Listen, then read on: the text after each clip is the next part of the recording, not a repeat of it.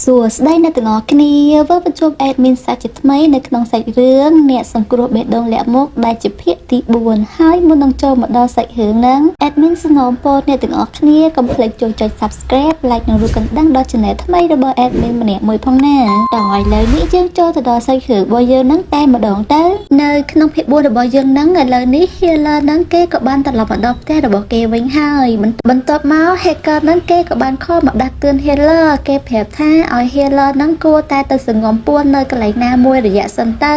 បើមិនអញ្ចឹងទេ Healer ប្រកាសជាមានបញ្ហាធំជាមិនខានទេប៉ុន្តែ Healer របស់យើងគេមិនព្រមរត់ពួនកន្លែងណាមួយរយៈសិនទេអ្នកទាំងអស់គ្នាគាត់បានប្រាប់ទៅកាន់ Hacker ថាគាត់ត្រូវតែបន្លំខ្លួនចូលទៅនៅក្បែររបស់យ៉ងស៊ីនដោយសារតែគាត់ហ្នឹងបានសង្ស័យថាលោកមុនហូហ្នឹងគឺជាឃាតករដែលបានសម្លាប់លោកសុងឈោហើយក៏បានទម្លាក់កំហុសឲ្យគាត់អីអញ្ចឹងទៅមិនត្រឹមតែប៉ុណ្ណោះនោះទេ Healer ហ្នឹងគេក៏បានសង្ស័យថាលោកមុនហូហ្នឹងក៏មាននរណាម្នាក់នៅពីក្រោយខ្នងរបស់គាត់ផងដែរឥឡូវនេះយើងក្រែមើលយ៉ងស៊ីនរបស់យើងនៅនេះវិញម្ដងនេះនៅក្នុងថ្ងៃហ្នឹងផងដែរហ្នឹងក៏បានសំប្រធានរបស់គាត់ហ្នឹងដើម្បីចុះសារព័ត៌មានមួយដែលតាក់ទងទៅនឹងតារាស្រីម្នាក់ដែលបានស្នាក់នៅក្នុងផ្ទះរបស់គេប៉ុន្តែត្រូវបានប្រធានរបស់គេនឹងបដិសេធគេប្រាប់ថាដោយសារតែតារាស្រីមួយហ្នឹងគឺពាក់ព័ន្ធទៅក្នុងនយោបាយអញ្ចឹងហើយគាត់មិនហ៊ានឲ្យយ៉ងស៊ីនរបស់យើងហ្នឹងផុសព័ត៌មានមួយហ្នឹងនោះទេបន្ទាប់មកហ្នឹងក៏បានប្រាប់ទៅកាន់យ៉ងស៊ីនបន្តទៀតថាបើសិនជាយ៉ងស៊ីនហ្នឹងចង់បង្ហោះព័ត៌មានទាំងអស់ហ្នឹងអញ្ចឹងគឺឲ្យដាក់ឈ្មោះតែជនរងគ្រោះទៅបានហើយគឺគាត់មិនឲ្យយ៉ងស៊ីនហ្នឹងដាក់ឈ្មោះរបស់អភិបាលក្រុងរបស់សេអ៊ូលនោះទេហើយអភិបាលក្រុងសេអ៊ូលហ្នឹងហើយដែលគេហ្នឹងបានរំលោភបំពានទៅលើតារាស្រីដែលស្នាក់នៅផ្ទះរបស់យ៉ងស៊ីនហ្នឹងប៉ុន្តែយ៉ងស៊ីនហ្នឹងគេក៏តបទៅវិញថាគេមិនដាក់ឈ្មោះអភិបាលក្រុងនៃទីក្រុងសេអ៊ូលហ្នឹងទេគេដាក់ត្រឹមតែអក្សរ K មួយតែប៉ុណ្ណោះចឹងហើយនឹងធ្វើឲ្យប្រធានរបស់គេហូរចិត្តជាមួយនឹងយ៉ងស៊ីនរបស់យើងនឹងខ្លាំងមែនទែនដោយសារតែអភិបាលក្រុងសេអ៊ូលហ្នឹងក៏គឺមានឈ្មោះថាគីមអ៊ុយចាន់អញ្ចឹងបើដាក់អក្សរ K ទៅគេមិនដឹងណារួចហើយហ្នឹងក៏បានឲ្យយ៉ងស៊ីនហ្នឹងមកជួយមើលការខុសត្រូវរបស់បងសូនៅនេះវិញទៅនេះកុំគិតតែពីព័ត៌មានផ្ដេសផ្ដាសអញ្ចឹងកំឡុងពេលហ្នឹងធ្វើឲ្យយ៉ងស៊ីនរបស់យើងហ្នឹងគាត់មួម៉ៅជាមួយនឹងប្រធានរបស់គាត់ខ្លាំងមែនទែនក៏បានស្រែកកំហកទៅឲ្យបងសូរបស់យើងហ្នឹងតែម្ដងហើយសាច់រឿងមួយហ្នឹងគេក៏បានកាត់ចូលមកដល់ម្នាក់ស្រីនៅនេះវិញម្ដងនេះនៅក្នុងថ្ងៃហ្នឹងគេក៏បានប្រកួតបែកគ្នាជាមួយនឹងមនុស្សប្រុសម្នាក់ហើយក្នុងការប្រកួតរបស់គាត់ហ្នឹងគឺទទួលបានជោគជ័យកំឡុងពេលហ្នឹងផងដែរហ្នឹងស្រាប់តែ Hacker ហ្នឹងក៏បានខលមកគេ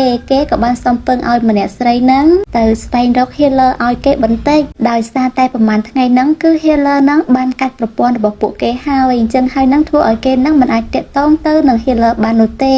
ណាមួយហ្នឹងគឺគាត់មានអារម្មណ៍មិនសូវល្អទេដោយសារតែគាត់ហ្នឹងបានដឹងថា Healer ហ្នឹងប្រកាសជាជួបបញ្ហាហ្នឹងជាមិនខានអញ្ចឹងហើយហ្នឹងគេក៏បានឲ្យម្នាក់ស្រីហ្នឹងទៅតាមរកយ៉ងស៊ីនដោយសារតែគាត់ហ្នឹងគិតថា Healer របស់យើងហ្នឹងច្បាស់ជានៅក្បែរយ៉ងស៊ីនហ្នឹងតែម្ដងហើយសាច់រឿងមួយហ្នឹងគេក៏បានកាត់ចូលមកដល់ក្រុមការងាររបស់យ៉ងស៊ីននៅនេះវិញម្ដងនេះនៅក្នុងថ្ងៃហ្នឹងពួកគេហ្នឹងក៏បានមកញ៉ាំអាហារជុំគ្នាបន្ទាប់មកយ៉ងស៊ីនហ្នឹងគេក៏បានសួរទៅកាន់ប្រធានរបស់គេថាតើប្រធានរបស់គេហ្នឹងមានត្រូវបានក្រុមហ៊ុនកាសែតដេញចិនអត់នៅពេលដែលគាត់ហ្នឹងចង់ផ្សាយអ្វីមួយដែលប៉ះពាល់ទៅដល់អ្នកធំចំណែកប្រធានរបស់គេហ្នឹងគឺមិនបានឆ្លើយទេគេក៏បានប្រាប់ថាឥឡូវហ្នឹងយ៉ងស៊ីនស្វឹងហើយកុំឲ្យនិយាយបន្តទៀតអីរួចហើយហ្នឹងគេក៏បានឲ្យកូនចៅគ្នារបស់គេហ្នឹងបង្អកយ៉ងស៊ីនរបស់យើងហ្នឹងបន្ថែមទៀតហ្មងចំណែកយ៉ងស៊ីនហ្នឹងគេក៏បានតបទៅវិញទៀតថាបើសិនជាប្រធានរបស់គេហ្នឹងមិនត្រូវបានក្រុមហ៊ុនកាសែតបញ្ឈប់នៅពេលដែលគាត់ហ្នឹងផ្សាយការពិតនោះទេហើយចុះហេតុអីបានជាប្រធានរបស់គាត់ណាព្យាយាមឲ្យគាត់ហ្នឹងមិនចុះផ្សាយអំពីការពិតទៅវិញ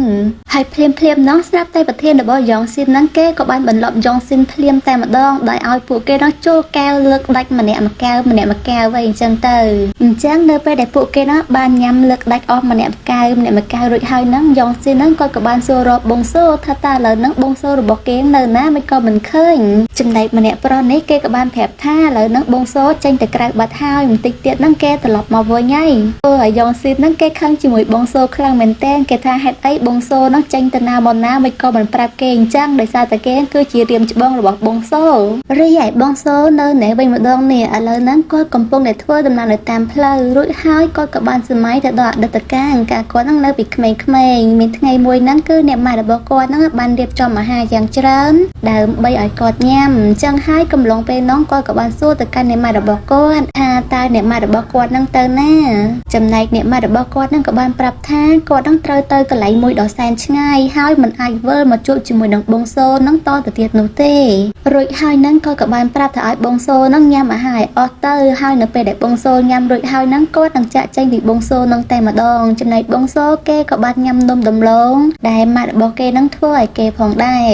នៅពេលដែល Healer នឹងគាត់បានចេញពីការសម័យវិញចឹងហើយនឹងគាត់ក៏បានមកជួបជាមួយនឹងណាមីងម្នាក់ដើម្បីសួរនាំអំពីលោកប៉ារបស់គេឥឡូវនេះពួកគេនឹងក៏បានមកញ៉ាំអាហារនៅក្នុងភោជនីយដ្ឋានមួយបន្ទាប់មក Healer នឹងគាត់ក៏បានឲ្យរូបថតលោកប៉ារបស់គេនឹងទៅឲ្យអ្នកមីងនឹងមើលក៏សួរថាតើពួកគេទាំងអស់គ្នានឹងគឺជាមិត្តភក្តិរបស់លោកប៉ារបស់គេនឹងមែនចំណែកអ្នកមីងម្នាក់នឹងគេក៏បានតបទៅវិញថានឹងហើយពួកគេទាំងអស់គ្នានឹងសុទ្ធតែជាមិត្តភក្តិរូបថ្នាក់របស់លោកប៉ារបស់ Healer នឹងទាំងអស់តែម្ដងចំណែកលោកប៉ារបស់ Healer នឹងគាត់ក៏បានធ្វើការងារនៅក្នុងក្រុមហ៊ុនកសែតមួយជាមួយនឹងពួកគេផងដែររីឯពួកគេទាំងពីរនាក់នេះគឺជាប្តីប្រពន្ធនឹងគ្នាបន្ទាប់មក Healer នឹងគាត់ក៏សួរថាតើប្តីប្រពន្ធពួកគេទាំងពីរនាក់ហ្នឹងឥឡូវហ្នឹងនៅណាទៅប៉ុន្តែអ្នកមីងម្នាក់ហ្នឹងគេមិនដឹងនោះទេ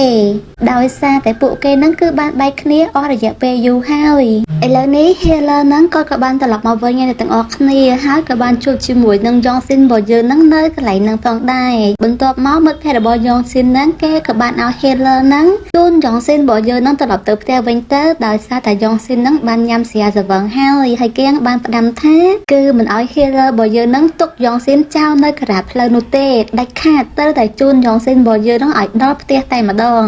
នៅពេលដែល Healer ក៏កំពុងតែហៅឡានតាក់ស៊ីស្រាប់តែ Yongsin របស់យើងនឹងគេក៏បានចូលទៅនិយាយគ្នាជាមួយនឹងលោកពូពីរនាក់នេះដែលកំពុងតែអង្គុយញ៉ាំស្រាហើយរឿងរ៉ាវដែល Yongsin គេបាននិយាយជាមួយពួកគេទាំងពីរហ្នឹងគឺគាត់និយាយអំពី Dinosaur ថា Dinosaur ចេះ Dinosaur ចោះអីចឹងទៅអញ្ចឹងហើយធ្វើឲ្យ Healer របស់យើងគេហួចចិត្តជាមួយនឹង Yongsin ខ្លាំងមែនតែននៅពេលដែលគេហ្នឹងបានហៅតាក់ស៊ីរួចហើយហ្នឹងគេក៏បានស្រែកហៅឲ្យ Yongsin ហ្នឹងមកនេះដើម្បីជិះតាក់ស៊ីហ្នឹងត្រឡប់ទៅផ្ទះវិញប៉ុន្តែ Yongsin ហ្នឹងគេមិនអើពើទៅនឹងសម្ដីរបស់ Healer ហ្នឹងទេគេនៅតែនិយាយអំពីនេះអំពីនោះអញ្ចឹងទៅហើយភ្លាមហ្នឹងស្រាប់តែ Healer របស់យើងហ្នឹងគេក៏បានទៅអស់ចាប់យក Yongsin របស់យើងហ្នឹងដើម្បីឲ្យមកជិះតាក់ស៊ីហ្នឹងតែម្ដងប៉ុន្តែ Yongsin ហ្នឹងគេក៏បានប្រាប់ថាណែបើសិនជាឲ្យគាត់ចូលជិះតាក់ស៊ីជាមួយអញ្ចឹងនៅពេលនោះត្រូវតែនិយាយអំពីរឿង Dinosaur បន្តទៀតបើមិនអញ្ចឹងទេគាត់ច្បាស់ជាមិនជិះតាក់ស៊ីជាមួយនឹង Healer នឹងឡើយនិយាយគ្នារួចហើយនឹងពួកគេនឹងក៏បានចេញដំណើរទៅបាត់ទៅចំណែកម្នាក់ស្រីនេះវិញគេក៏បានជិះម៉ូតូដេញតាមតាក់ស៊ីរបស់ Healer របស់យើងនឹងផងដែរឥឡូវនេះ Healer ហ្នឹងគេក៏បានជូន Yongsin ហ្នឹងត្រឡប់មកដល់ផ្ទះរបស់គេវិញហើយអញ្ចឹងហើយធ្វើឲ្យលោកប៉ារបស់គេហ្នឹងបារម្ភជាមួយនឹង Yongsin ហ្នឹងខ្លាំងមែនតែនចំណែក Yongsin ហ្នឹងគេក៏បានប្រាប់ទៅកាន់លោកប៉ារបស់គេថានេះគឺជាក្មេងប្រុសរបស់គេហើយគេហ្នឹងគឺមានឈ្មោះថាផាបងសូបន្ទាប់ពីគាត់ហ្នឹងបានណែនាំឈ្មោះរួចហើយហ្នឹងគេក៏បានច្រៀងស្រែកអាឡេអាឡូអាឡាពេញហ្នឹងតែម្ដងធ្វើឲ្យលោកប៉ារបស់គេហ្នឹងឡើងហួសចិត្តតែម្ដងបន្ទាប់មកហ្នឹងលោកប៉ារបស់គេហ្នឹងក៏បានឲ្យម្នាក់ស្រីនេះហ្នឹងជូន Yongsin របស់យើងឡើងទៅលើបាត់ទៅចំណែកឯ Healer របស់យើងនៅនេះវិញគេក៏បានណែនាំឈ្មោះរបស់គេឲ្យលោកប៉ារបស់ Yongsin ហ្នឹងបានដឹងថាគេហ្នឹងគឺមានឈ្មោះថាផាបងសូ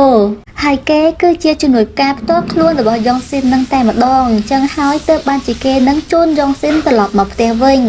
រួចហើយនឹងគេក៏បាននិយាយបន្តទៀតថាដោយសារតែផ្ទះរបស់គេនៅឆ្ងាយខ្លាំងណាស់អញ្ចឹងហើយនឹងគេមិនអាចត្រឡប់ទៅវិញនៅក្នុងយប់នឹងបាននោះទេដោយសារតែឡានក្រុងនិងរថភ្លើងក្រោមដីនឹងគឺគេនឹងឈប់រត់បាត់អស់ទៅហើយបើឲ្យគាត់ជិះតាក់ស៊ីវិញគឺគាត់គ្មានលុយឲ្យថ្លៃតាក់ស៊ីនោះទេចឹងហើយគាត់ក៏សុំគេងស្នាក់នៅផ្ទះរបស់លោកពូម្នាក់ហ្នឹងមកយប់សិនបន្ទាប់ពីជជែកគ្នារួចហើយហ្នឹងស្រាប់តែលោកប៉ារបស់ Yongsin ហ្នឹងគាត់ក៏បានចាប់ទាញអស់ Healer របស់យើងហ្នឹងចូលទៅក្នុងបន្ទប់មួយតែម្ដងរួចហើយហ្នឹងគាត់ក៏និយាយថាបើសិនជា Healer របស់យើងហ្នឹងគាត់ពិតជាជំនួយការផ្ទាល់ខ្លួនរបស់ Yongsin ពិតមែនអញ្ចឹងគាត់នឹងប្រមានរឿងមួយចំនួនទៅកាន់ Healer របស់យើងហ្នឹងទី1នោះគឺ Healer ហ្នឹងគឺមិនត្រូវឲ្យ Yongsin របស់យើងហ្នឹងញ៉ាំស្រានោះទេដោយសារតែគាត់ហ្នឹងនៅពេលដែលញ៉ាំស្រាម្ដងគឺ Yongsin របស់យើងហ្នឹងតែងតែធ្វើឲ្យមានបញ្ហាធំជាមិនខានហើយចំពោះទី2នោះគឺមិនត្រូវឲ្យ Yongsin របស់យើងហ្នឹងទៅកន្លែងណាដែលមានអំពើហិង្សានោះទេដោយសារតែអង្ការ Yongsin គាត់នៅពីក្មេងគាត់ក៏បានជួបឧបវេទហេតុមួយអញ្ចឹងហើយ ការណាដែលគាត់នឹងបានជួបទៅលើរឿងអំពើហិង្សាគឺគាត់នឹងតែងតែថប់ដង្ហើមឬក៏ធ្វើទុកបេះដូងរបស់គាត់អីអញ្ចឹងទៅបន្ទាប់មក Healer ហ្នឹងក៏បានសួរបញ្ជាក់ថាតើអញ្ចឹងបើសិនជាយ៉ងស៊ីនហ្នឹងមើលរឿងដែលមានអំពើហិង្សាតើយ៉ងស៊ីនហ្នឹងធ្វើទុកបេះដូងដែរអត់ចំណែកលោកប៉ារបស់យ៉ងស៊ីនហ្នឹងគេក៏បានសម្លុតទៅឲ្យ Healer ថាកុំឲ្យ Healer ហ្នឹងចង់ដឹងរឿងណាលើសពីគាត់និយាយអីគាត់និយាយប៉ុណ្ណាឲ្យស្ដាប់ប៉ុណ្ណឹងទៅសំខាន់បំផុតហ្នឹងគឺមិនត្រូវឲ្យយ៉ងស៊ីនរបស់យើងហ្នឹងទៅកន្លែងណាដែលមានអំពើហិង្សាជាដាច់ខាតតែម្ដងឥឡូវនេះយើងក៏លេបមើលយ៉ងស៊ីនរបស់យើងនៅណែវិញម្ដងនេះហើយម្នាក់ស្រីហ្នឹងគេក៏បានជូនយ៉ងស៊ីនហ្នឹងមកដល់ក្នុងបន្ទប់ហើយដែរប៉ុន្តែដោយសារតែយ៉ងស៊ីនរបស់យើងហ្នឹងគាត់ស្រវឹងខ្លាំងពេកយោអញ្ចឹងហើយហ្នឹងគាត់ក៏បានសម្រេចចិត្តថាគាត់នឹងសរសេរព័ត៌មានអំពីម្នាក់ស្រីហ្នឹងដើម្បីបង្ហោះនៅតាមអ៊ីនធឺណិតហ្នឹងតែម្ដងហើយយ៉ងស៊ីនរបស់យើងហ្នឹងគេក៏បានសរសេរថាមានតារាស្រីម្នាក់បានរាយការណ៍អំពីក្រុមហ៊ុនមួយដែលមានឈ្មោះថាអេគឺបានបំពានរាងកាយទៅលើផ្លូវភេទរបស់គេមិនត្រឹមតែប៉ុណ្ណឹងទេគេថែមទាំងគំរាមគាត់ថាបើសិនជាគាត់នឹងមិនធ្វើតាមអ្វីដែលគេចង់បាននោះទេអញ្ចឹងនៅពេលនោះគេនឹងបង្ហាញវីដេអូដែលមិនសមរម្យរបស់តារាស្រីនឹងឲ្យគេដឹងតែម្ដងម្យ៉ាងមួយវិញទៀតគេក៏បានបង្ខិតបង្ខំឲ្យតារាស្រីរូបនឹងទៅធ្វើការរួមភេទជាមួយនឹងបុរសអ្នកមានម្នាក់ហើយបុរសអ្នកមាននឹងគាត់គឺជាអភិបាលក្រុងសេអ៊ូលម្នាក់ដែលមានឈ្មោះថាខេចំណែកតារាស្រីនឹងគេក៏បានទៅប្តឹងប៉ូលីសដែរប៉ុន្តែគ្មានប៉ូលីសណាដោះស្រាយរឿងក្តីរបស់គេនោះទេនៅពេលដែលយ៉ងស៊ីនរបស់យើងបានសរសេរព័ត៌មានទាំងអស់នឹងហើយនឹងគេក៏បានបង្ហោះភ្លាមតែម្ដងប៉ុន្តែដៃរបស់គេឡើងញ័រតែម្ដងរីឯម្នាក់ស្រីនៅនេះវិញម្ដងនេះឥឡូវហ្នឹងគេក៏បានមកតាមដាន Healer របស់យើងហ្នឹងហើយអញ្ចឹងហើយគេឆ្ងល់ខ្លាំងមែនទែនថាតើម្នាក់ស្រីហ្នឹងគឺជានរណាគេទៅហើយចុះហេតុអីបានជាផ្ទះរបស់តួស្រីហ្នឹងមានមនុស្សស្រីអីក៏ច្រើនខ្លាំងម៉ែមិនបានប្រមាណផងស្ដាប់តែ Healer ហ្នឹងគេក៏បានមកឈរនៅឯក្រោយខ្លួនរបស់គាត់ហ្នឹងតែម្ដងរួចហើយ Healer របស់យើងហ្នឹងគេក៏បានប្រាប់ឲ្យម្នាក់ស្រីហ្នឹងទៅតាមដានលោកមូនហូម្នាក់នេះដើម្បីចង់ដឹងថាតើលោកមូនហូនឹងគាត់ធ្វើដំណើរទៅណាមកណាអីចឹងទៅគ្រាន់តែនិយាយរួចហើយហ្នឹង Healer ហ្នឹងគេក៏បានលោតហក់ផ្លោះដើម្បីទៅបន្ទប់របស់គេហ្នឹងយ៉ាងលឿនតែម្ដងហើយកំឡុងពេលហ្នឹងស្រាប់តែលោកប៉ារបស់យ៉ងស៊ីនហ្នឹងគេក៏បានមកដល់បន្ទាប់មកហ្នឹងគាត់ក៏បានជួយដណ្ដប់ភួយឲ្យទៅកាន់ Healer របស់យើងហ្នឹងថែមទៀតផងចំពោះយ៉ងស៊ីនរបស់យើងនៅណែវិញម្ដងនេះឥឡូវហ្នឹងគាត់ក៏បានយល់សប្តិឃើញថាមានមនុស្សប្រុសម្នាក់តាមប្រមាញ់គាត់ហ្នឹងតែម្ដងធ្វើឲ្យគាត់ហ្នឹងពិតជាភ័យខ្លាចខ្លាំងមែនទែនតែយកសពនៅរួចហើយនឹងធ្វើឲ្យយ៉ងស៊ីនរបស់យើងនឹងគេក៏បានភ្ញាក់ពីដំណេកនឹងភ្លាមតែម្ដងបន្ទាប់មកគេក៏បានមកដណ្ដើមកន្លែងរបស់ Healer របស់យើងដែលគេកំពុងតែគេងហ្នឹងហើយធ្វើឲ្យ Healer នឹងគេឆ្ងល់ខ្លាំងមែនតែនថាយ៉ងស៊ីនរបស់យើងនឹងនិយាយថាគាត់នឹងអត់ចេះគេងនៅជាមួយនឹងនរណាម្នាក់នោះទេហើយចុះមានគាត់នៅនឹងឡើងជាងងងអីហ្នឹងមិនក៏យ៉ងស៊ីននឹងអាចគេងលក់បានយ៉ាងស្រួលអញ្ចឹងរួចហើយនឹងគេក៏បានដាស់យ៉ងស៊ីនថាឲ្យយ៉ងស៊ីននឹងភ្ញាក់ឡើងប៉ុន្តែយ៉ងស៊ីននឹងគេមិនបានភ្ញាក់ទេគេនឹងមានតែស្ទុះអោបដៃរបស់ Healer របស់យើងនឹងយ៉ាងកក់ក្ដៅថែមទៀតផងហើយសិក្រាមួយហ្នឹងគេក៏បានកាត់ចូលម្ដងអ្នកមីងម្នាក់នេះវិញម្ដងនេះឥឡូវហ្នឹងគាត់ក៏បានយករូបថតមិត្តភក្តិចាស់របស់គាត់នឹងយកមកមើលឃើញថាក្រុមមិត្តភក្តិរបស់ពួកគេនឹងកំពុងតែញ៉ាំអាហារជុំគ្នាបន្ទាប់មកហ្នឹងក៏បានថតរូបលេងជុំគ្នាអញ្ចឹងទៅហើយក្នុងចំណោមក្រុមពួកគេទាំងអស់គ្នាហ្នឹងគឺមានតែប៉ាម៉ារបស់ Healer នោះទេដែលពួកគេហ្នឹងអាចមានសមត្ថភាពទិញផ្ទះនៅដោយផ្ទាល់ខ្លួនចំណែកឯអ្នកផ្សេងវិញគឺគេមិនទាន់មានផ្ទះផ្ទាល់ខ្លួននៅឡើយទេកំឡុងពេលហ្នឹងស្រាប់តែអ្នកម៉ាក់ជីអានហ្នឹងគេក៏បានសួររកជីអានថាតើជីអានឥឡូវនៅណាមិនក៏មិនឃើញបន្ទាប់មកពួកគេទាំងអស់គ្នាហ្នឹងក៏បានដើររកមើលជីអានអញ្ចឹងទៅហើយក៏បានឃើញជីអានហ្នឹងកំពុងតែគេងជាមួយនឹង Healer កាលនៅពីតូចនឹងឯងចំណែកលោកប៉ារបស់ Healer ហ្នឹងគេក៏បានរូបថតរបស់ពួកគេកំពុងតែគេងនឹងមកសិលឹកផងដែរប៉ារបស់យ៉ងស៊ីននៅណែវិញម្ដងនេះនៅពេលដែលគាត់ហ្នឹងបានឃើញ Healer ហ្នឹងគេងនៅជាមួយនឹងកូនស្រីរបស់គេហ្នឹងគាត់បំរុងថានឹងដាក់ពួកគេទាំងពីរនាក់ហ្នឹងឯហ្នឹងប៉ុន្តែហ្នឹងក៏បានឃើញថាពួកគេទាំងពីរនាក់គឺគេងដូចអង្ការដែលយ៉ងស៊ីនហ្នឹងនៅពីក្មេងបានគេងជាមួយនឹង Healer អញ្ចឹង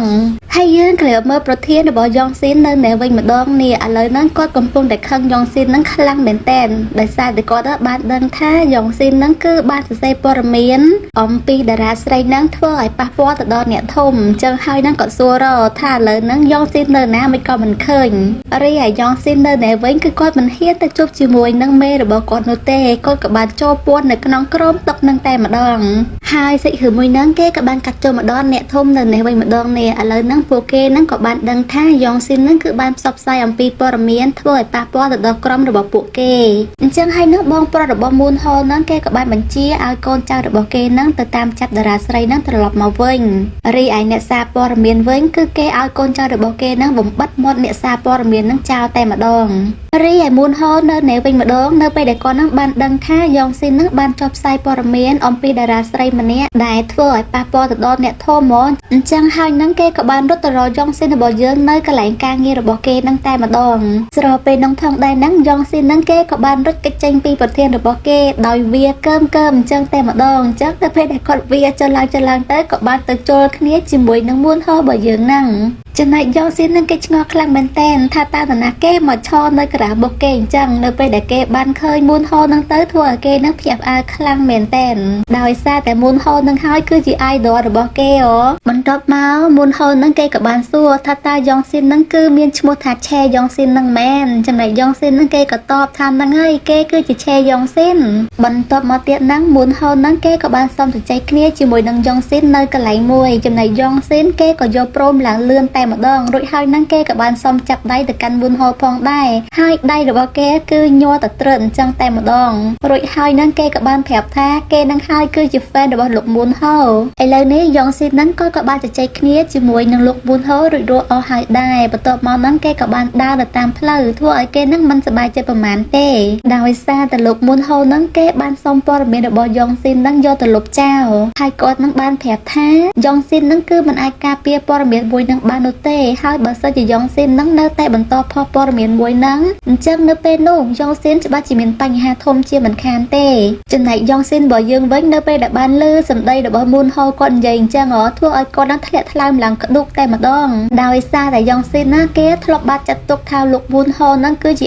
idol របស់គេប៉ុន្តែបែរជា idol របស់គេហ្នឹងធ្វើរឿងមិនគប្បីទៅវិញរួចហើយហ្នឹងយ៉ងស៊ីនហ្នឹងគេក៏បានគិតថាការពិតទៅលោកមូនហូហ្នឹងបានខ្លាយទៅជាអ្នកសារព័ត៌មានដ៏ល្បីមួយរូបហ្នឹងគឺដោយសារតែលួចព័ត៌មានពីជនតូចតាចដូចជាគេហ្នឹងឯងទើបបានជាគាត់ហ្នឹងបានខ្លាយទៅជាអ្នកយកសារព័ត៌មានដ៏ល្បីអញ្ចឹងធ្វើឲ្យគេហ្នឹងហួសចិត្តជាមួយនឹងមូនហូហ្នឹងខ្លាំងមែនតែនកំឡុងពេលហ្នឹងផងដែរហ្នឹងស្រាប់តែ Healer ហ្នឹងគេក៏បានឃើញជើងកាំងមួយក្រុមអញ្ចឹងហើយហ្នឹងគេក៏បានតាក់ទងទៅកាន់ hacker ដើម្បីឲ្យ hacker ហ្នឹងមើលតាមកាមេរ៉ាមួយនេះអញ្ចឹងនៅពេលដែល hacker ហ្នឹងគេបានចូល hack នៅក្នុងកាមេរ៉ាហ្នឹងទៅគេក៏បានឃើញជើងកាំងមួយក្រុមហ្នឹងដើរសម្ដៅទៅរក Healer ហើយគេហ្នឹងក៏បានប្រាប់ទៅឲ្យ Healer ហ្នឹងរត់ទៅមានជើងកាំងមួយក្រុមហ្នឹងតាម Healer របស់យើងហ្នឹងហើយចំណែក Healer ហ្នឹងគឺគាត់មិនរត់ទៅណាទេគាត់នៅសុកចិត្តដើរតាមពីក្រោយយ៉ងស៊ីនរបស់យើងត្រកអញ្ចឹងតែម្ដងអញ្ចឹងនៅពេលដែលពួកគេហ្នឹងបានមកដល់កន្លែងនេះមួយស្រាប់តែមានគេមកក្រុមក៏មកស្កាត់មុខពួកគេទាំងពីរនាក់ហ្នឹងផងដែរហើយភ្លាមហ្នឹងក្រុមអន្តពានហ្នឹងគេក៏បានសួរទៅកាន់យ៉ងស៊ីនថាតើយ៉ងស៊ីនហ្នឹងមានស្គាល់តារាស្រីម្នាក់ដែលគេហ្នឹងបានសរសេរព័ត៌មានអំពីគេហ្នឹងអត់ប៉ុន្តែយ៉ងស៊ីនហ្នឹងគេមិនបានឆ្លើយទៅកាន់ម្នាក់ប្រុសហ្នឹងទេគេក៏សួរថាតើតារាស្រីហ្នឹងណាគេរួចហើយហ្នឹងសារតែក្រុមអន្តពានហ្នឹងគេក៏បាននិយាយគំរាមទៅកាន់យ៉ងស៊ីនថាអញ្ចេះថាអញ្ចោអីអញ្ចឹងទៅណាចំណែកយ៉ងស៊ីននៅវិញគឺក៏អត់មានខ្លាចគេទេហើយគាត់ក៏បានប្រាប់ទៅកាន់ Healer ថាឲ្យ Healer ទៅហៅប៉ូលីសមកទោះឲ្យគាត់ជាអ្នកទប់ទល់ជាមួយពួកគេនៅកន្លែងហ្នឹងហើយកំឡុងពេលហ្នឹងស្រាប់តែម្នាក់ប្រុសហ្នឹងគេក៏បានរុញយ៉ងស៊ីនរបស់យើងហ្នឹងផ្ទប់ទៅនឹងជញ្ជាំងប៉ុន្តែត្រូវបាន Healer របស់យើងហ្នឹងជួយយ៉ងស៊ីនរបស់យើងហ្នឹងតាន់ទេប៉ុន្តែស្រាប់តែក្រុមអន្តពានហ្នឹងគេក៏បានព្រួតវាយទៅលើ Healer របស់យើងហ្នឹងតែម្ដងចំណែកយ៉ងស៊ីនរបស់យើងនៅវិញគេក៏បានខាត់ថាកុំឲ្យពួកគេហ្នឹងវាយទៅលើ Healer ហ្នឹងអីគេសុកចិត្តទៅតាមពួកគេទាំងអស់គ្នាហ្នឹងឲ្យតែពួកគេទាំងអស់គ្នាហ្នឹងដោះលែងទៅលើ Healer ហ្នឹងទៅអញ្ចឹងនៅពេលដែលក្រុមអន្តពានហ្នឹងយកយ៉ងស៊ីនរបស់យើងទៅផុតទៅស្រាប់តែ Healer ហ្នឹងគេក៏បានជជែកគ្នាជាមួយនឹងអ្នក hacker បន្ទាប់មកអ្នក hacker ហ្នឹងគេក៏បានប្រាប់ទៅឲ្យ Healer របស់យើងរត់ចាក់ចេញពីកន្លែងហ្នឹងទៅបើមិនអញ្ចឹងទេ Healer ប្រកាសជាមានគ្រោះថ្នាក់អីប៉ុន្តែ Healer ហ្នឹងគឺគាត់មិនស្ដាប់សម្ដីរបស់ hacker នោះទេរួចហើយហ្នឹងគាត់ក៏បានសម្ដែងទៅដល់សម្ដីរបស់លោកប៉ារបស់យ៉ងស៊ីនហ្នឹងបានប្រាប់គាត់ថាយ៉ងស៊ីនហ្នឹងគឺមិនអាចប្រឈមមុខនឹងអំពើហិង្សាបាននោះទេបើមិនអញ្ចឹងទេនៅពេលនោះបេះដូងរបស់គេច្បាស់ជាធ្វើទុកឬក៏ថប់បង្ហើមអីអញ្ចឹងទៅហើយភ្លាមហ្នឹងសត្វតា Healer ហ្នឹងគេក៏បានទៅជួយយ៉ងស៊ីនរបស់យើងហ្នឹងភ្លាមតែម្ដងប៉ុន្តែគេតបតែងមុខមិនអោយយ៉ងស៊ីនរបស់យើងបានដឹងទេគឺគេបិទមុខចិត្តតែម្ដងរួចហើយហ្នឹងក៏បានវាយបតបគ្នាទៅវិញទៅមកអញ្ចឹងទៅដាក់ឡងប៉ាំងអញ្ចឹងតែម្ដងហ្នឹងហើយអ្នកទាំងអស់គ្នាឥឡូវសាច់រឿងមួយហ្នឹងគឺ slap ត្រឹមហ្នឹងហើយណាជាចុងក្រោយហ្នឹងឲ្យមានសំណូមពរអ្នកទាំងអស់គ្នាកុំភ្លេចជួយចុច subscribe like និងរូបកណ្ដឹងដល់ channel ថ្មីរបស់ admin ម្នាក់មួយផងណាអរគុណបាយបាយ